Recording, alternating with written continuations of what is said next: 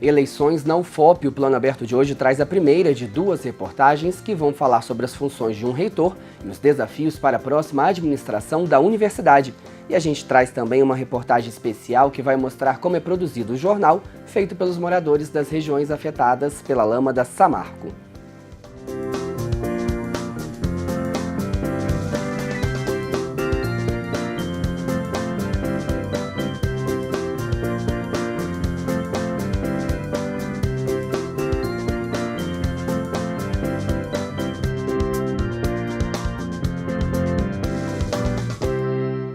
Olá! Nos dias 9 e 10 de novembro, a comunidade acadêmica da UFOP vai às urnas para escolher o novo reitor e vice-reitor da universidade. A chapa eleita assumirá a administração da UFOP a partir do ano que vem. Mas você sabe o que faz um reitor? Quais funções são atribuídas a ele e quais decisões ele pode tomar? A nossa equipe foi atrás dessas e de outras respostas que você confere agora na primeira de duas reportagens que o Plano Aberto preparou sobre o assunto. As eleições para a escolha do novo reitor e vice-reitor da UFOP estão se aproximando. Cerca de 16 mil alunos da graduação e da pós-graduação, além de mais de 870 professores efetivos e 810 servidores técnico-administrativos dos campi de Ouro Preto, Mariana e João Molevade, terão a oportunidade de definir o futuro da administração universitária pelos próximos 4 anos. Mas, afinal de contas, o que faz um reitor? Eu penso que a reitoria funcione como se fosse um organograma de uma empresa mesmo, né? O reitor ele tem que ter noção, basicamente, de tudo que está acontecendo nas pró-reitorias. Eu acho que ele deve ser um bom administrador da universidade, né? Saber coordenar, designar os papéis dentro da universidade, né? Para que ela seja bem se desenvolva bem. A função de um reitor é administrar, principalmente politicamente, a universidade, onde ele tem um corpo de pró-reitores que o auxiliam e o ajudam a gerir da melhor maneira toda a parte de infraestrutura, a parte administrativa e financeira da universidade.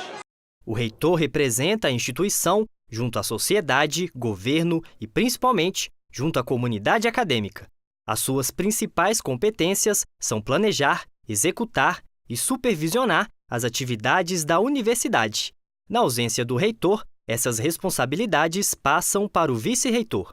O reitor é um administrador, quer dizer, aí pode ser ele da medicina, do direito, da história, da comunicação social, ao entrar no cargo, ele virará um administrador.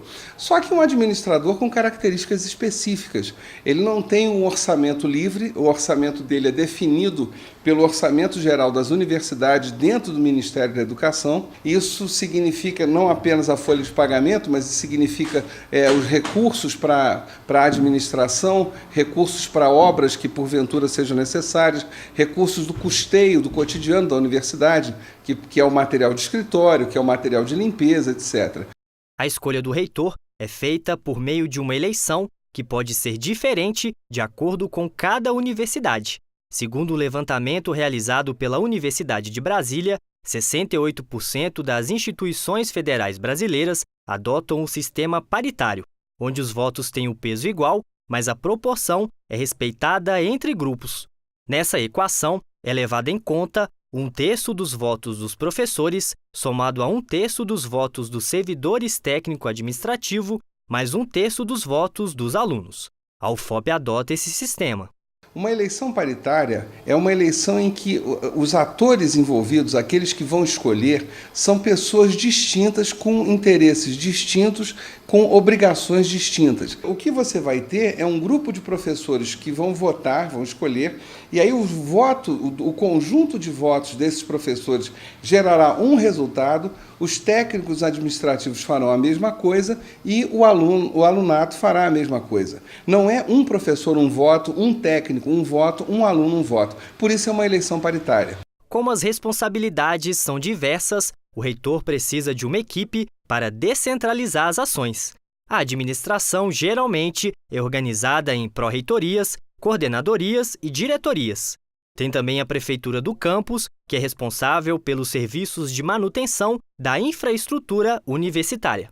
Cabe a ele descentralizar, porque senão ele vai ter que se ocupar de algumas questões que são fundamentais, mas que tomam muito tempo e não vai conseguir cumprir a sua função de representante da instituição com a sociedade e com os poderes públicos. Não daí a necessidade dessa descentralização.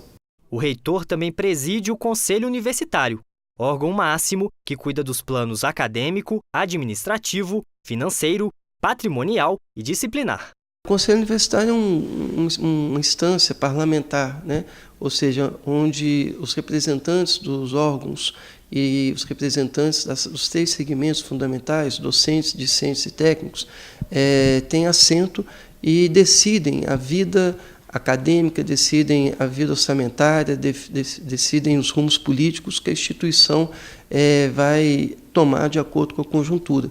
Em meio a todas essas atividades administrativas, cabe à comunidade acadêmica fiscalizar de perto as ações do reitor e dos órgãos ligados à reitoria. Para o cientista político, essa prática anda em falta. Literalmente igual ao comportamento do eleitor brasileiro. O brasileiro vota, como votou agora para prefeito e vereador, e depois esquece dessas pessoas, não faz cobrança nenhuma, ou quando muito reclama se a rua não está asfaltada ou está faltando luz, né? O professor, o técnico e o aluno faz a mesma coisa na eleição do reitor.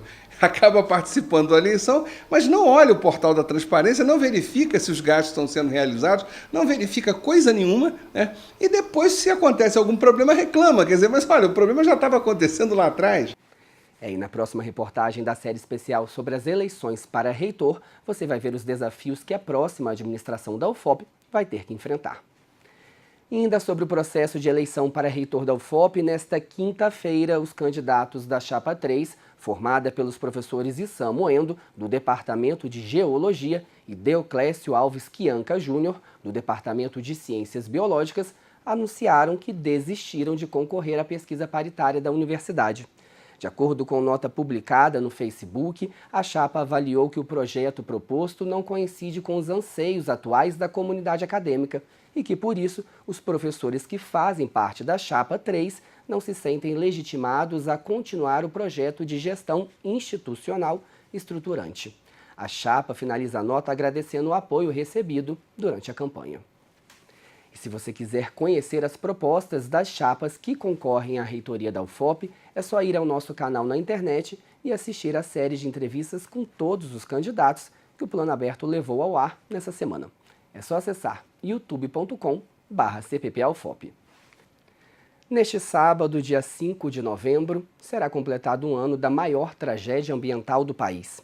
O rompimento da barragem da mineradora Samarco, em Mariana, despejou cerca de 50 milhões de metros cúbicos de rejeitos de minério em 7 comunidades e subdistritos da região e em 39 cidades entre Minas Gerais e o Espírito Santo. 329 famílias ficaram desabrigadas e 19 pessoas morreram.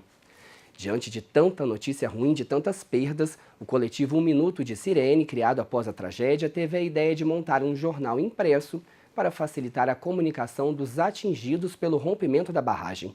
O objetivo é fortalecer a luta pelos direitos das famílias afetadas e preservar a memória das comunidades por onde a lama passou. A publicação conta com o apoio da Arquidiocese de Mariana e da UFOP. Na reportagem a seguir, você vai ver quem são os responsáveis pela construção do jornal A Sirene. Mariana, 5 de novembro de 2015, 4 horas da tarde. A lama de rejeitos de minério que desce com o rompimento da barragem de Fundão leva o que encontra pela frente. Projetos, vidas, histórias, perdas difíceis de serem recuperadas, mas que, se depender de um grupo de pessoas, não serão esquecidas. A gente sempre se preocupou com a comunicação entre os atingidos e também a memória. A gente tinha muita preocupação em resgatar a memória e os valores das comunidades atingidas. Então, essa preocupação, tanto da Arquidiocese quanto a preocupação do Minuto de Sirene também, fez surgir a ideia do jornal. O jornal foi criado em fevereiro de 2016. O nome faz referência às sirenes que deveriam ter sido instaladas na região pela Samarco para alertar a população em casos de acidentes. A publicação é distribuída todo dia 5 de cada mês para lembrar a data da maior tragédia socioambiental do país. São 2.000 exemplares circulando gratuitamente na região. A reunião aí é para decidir o que vai ser contado na próxima edição do jornal. Mas o grande diferencial mesmo é que ele é feito por quem sentiu na pele as histórias narradas nessas páginas.